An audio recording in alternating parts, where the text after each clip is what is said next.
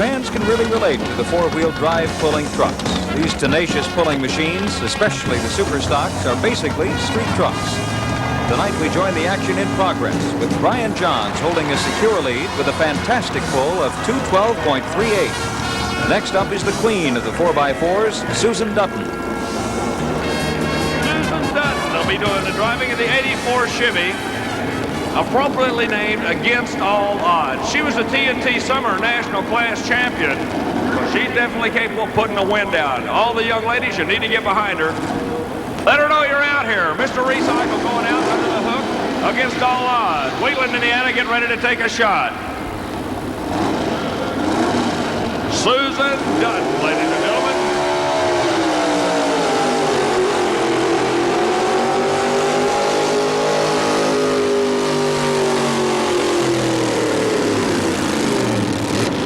Not able to get the shot she wants, pulls down on her. She'll get the distance measured in a moment. One of the many pullers using a knotty camshaft.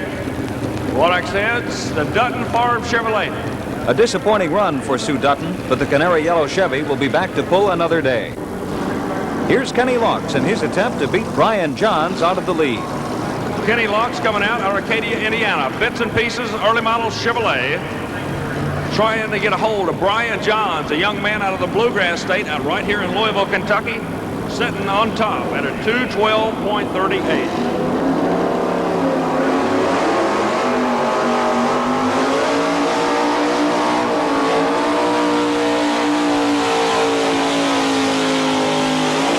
Not going to do it. Left front breakage as sparks start to come out of the left front of the engine. Trouble for Kenny Laux. Looks like Bits and Pieces is in bits and pieces. These 4x4s really dig in and pull for all they're worth. Next up, Whiplash and Jim McGlone. Well, one tough cookie on the starting line now, ladies and gentlemen. Here's Jimmy McGlone out of Harrodsburg, Kentucky. Began to be a reader of Pulling Power magazine. About a year or so ago, they had a real nice article on the truck known as Whiplash. Whiplash, Harrodsburg, Kentucky. Jim McGlone coming out.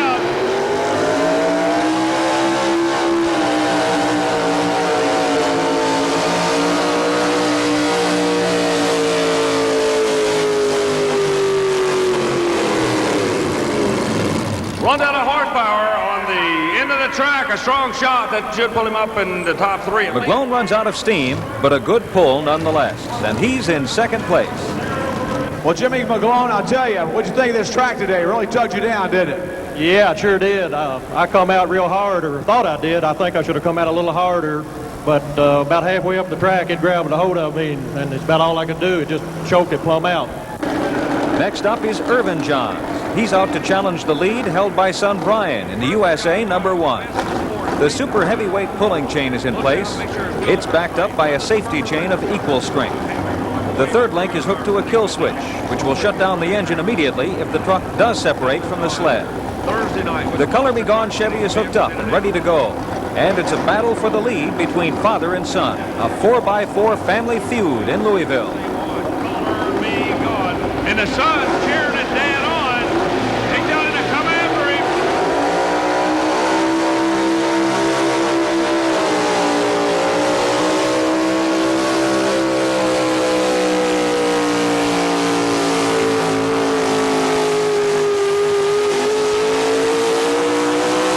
That's Brian Johns in red on the sidelines, cheering his dad on. And he's done it. Dad has taken the lead. People, you're #1 right now. Irvin Johns, Color Me Gone. Irvin Johns gets the high five from his son, whom he has just knocked out of first place. Well, Irvin Johns, you told me a while ago, I said to you, why did you go to the right side of your track? You said, oh, because the sled was already there. Man, you made a whale of a shot. I had a little luck. You really used that clutch out on the starting line, didn't you? Yeah, I got her rolling good. You did. You got her rolling, and when you came on like a bear, you see your son pulling for you over here? Yes, I did. I pulled for him, too. Well, I know you did. Congratulations. We'll let you know what that distance is, but it looks pretty good at #1 for me. Thank you. I hope so. Rex Waymire and the Blue Streak have their work cut out for them. Irvin Johns made a run that'll be tough to beat. Rex Waymire will be coming out of Alexandria, Indiana. The Blue Streak, name of the vehicle. It's a Chevrolet. Ford on top.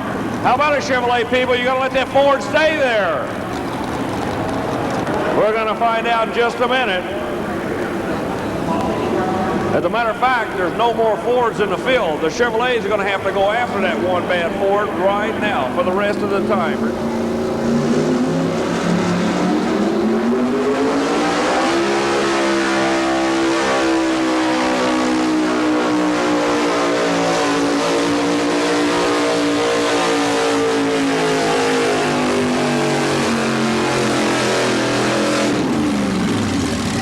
Not going to work for him. Pulls down. Sparks start to come out of the vehicle right around the clutch at about the 150-foot mark. The Blue Streak doesn't have what it takes to beat out the Johns family.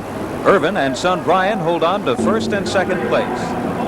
Here's Aaron Mobley backing in to take his best shot. Business in hand. They call it the Mad Dog Chevrolet, ladies and gentlemen. He's out of Harrodsburg, Kentucky. How about it? Anybody here from the Harrodsburg area? Aaron Mobley going to do his thing. Beautiful truck, late model Chevy.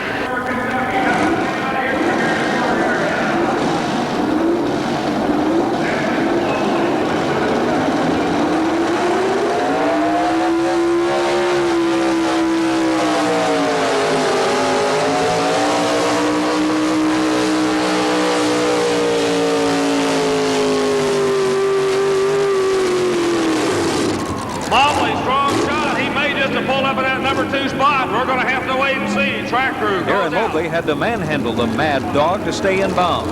His run is good enough, though, for third place. Well, Aaron Mobley, I'll tell you, a real nice pull here this afternoon. You went into third place at 2:04.03. I tell you what, the track is about as good a track as I've ever been on in my life. Well, I know we do a lot of pulls down south, and I know in Roanoke a couple of weeks ago, or over there in the east, I should say, when we went to Roanoke, it was a little bit dusty there. You guys really did a lot of wheel spin there. You don't get any here. I tell you what, the old truck, it just vibrated and everything, but it done pretty good. And you just ran out of motor there at the last minute, didn't you? That's right. When you get down here, we're geared a little bit too high, I think. Here's Buddy Jean in Nightlight. He's got a tough road to hoe, but he's determined to be the Chevy This spoiler. will be the final shot for the Chevrolet camp, ladies and gentlemen. The only one left is a GMC out of Fountain Run, Kentucky, the Bluegrass Shaker, Mr. Bobby Sprowl. Chevrolet people going forward, hunting right now. Final shot.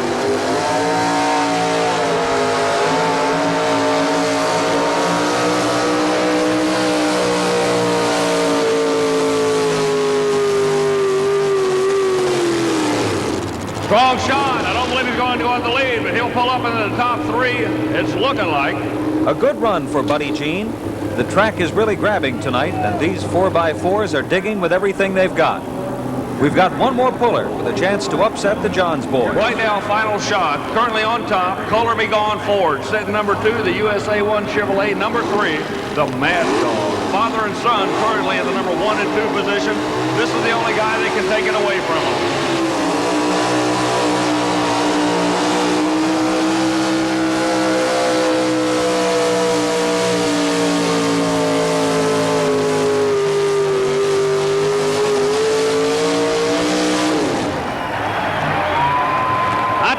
The quiet man just let the truck do the talking for him. A fantastic run by Bobby Sprowl, and he'll take second away from Brian Johns. But Irvin Johns finishes number 1. Well, ladies and gentlemen, here's your man, Irvin Johns. This has eluded you for several years, and I know from being on the circuit with you guys a couple of places, you haven't pulled this truck that much this year.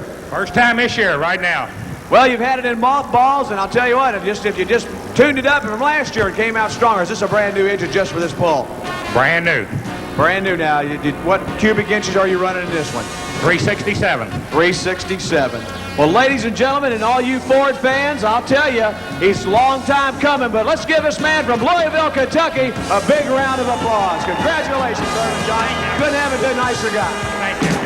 Now you've seen the street tough 4x4 super stocks. Our second event will feature the other renegades of the pulling circuit, the wild, wonderful mini rods. Stay tuned.